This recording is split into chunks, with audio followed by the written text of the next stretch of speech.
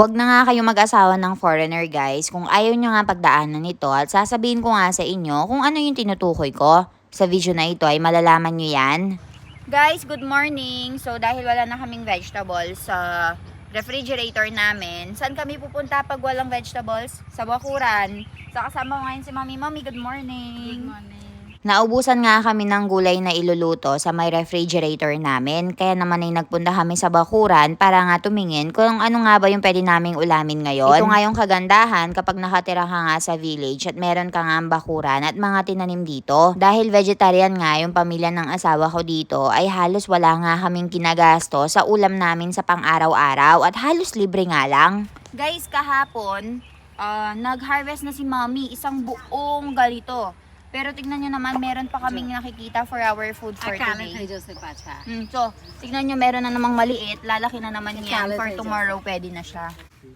Guys, tignan nyo naman, ang dami nating mga okra na harvest. Yung okra nga na ito, guys, ay hahatiin lang natin ng pabilog. Pagkatapos, ay magtatalip tayo ng 3 patatas at magiging ulam na nga siya. At ito nga yung tinatawag nilang bindabataka nusak.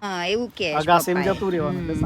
So, ang sabi ni Papa dito, guys, if you guys don't have any backyard, pwede kang magtanim sa terrace naman.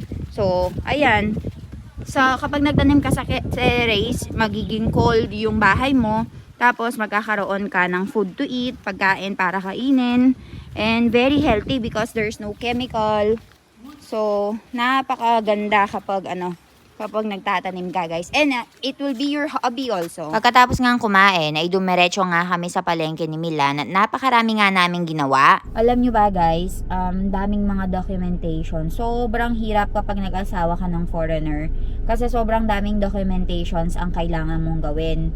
Like for example, nung kinasal kami dito sa India, nagkaroon pa ng kailangan ko pa magpasa ng mga documents sa embassy dito sa India para i-register nga yung kasal naming dalawa ni Milan. So, ang daming mga documentations na pinaprepare sa akin. Pinadala ko pa doon sa may Philippine Embassy sa Delhi.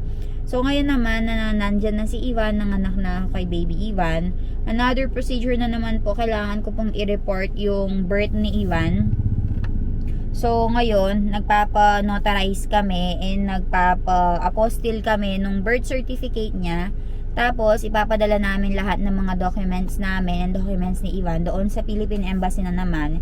Ipaprocess na naman po nila. So, ayun. Sobrang hirap kapag nag-asawa ka ng foreigner. Hindi katulad kapag Pilipino lang, walang masyadong kaek-ekan.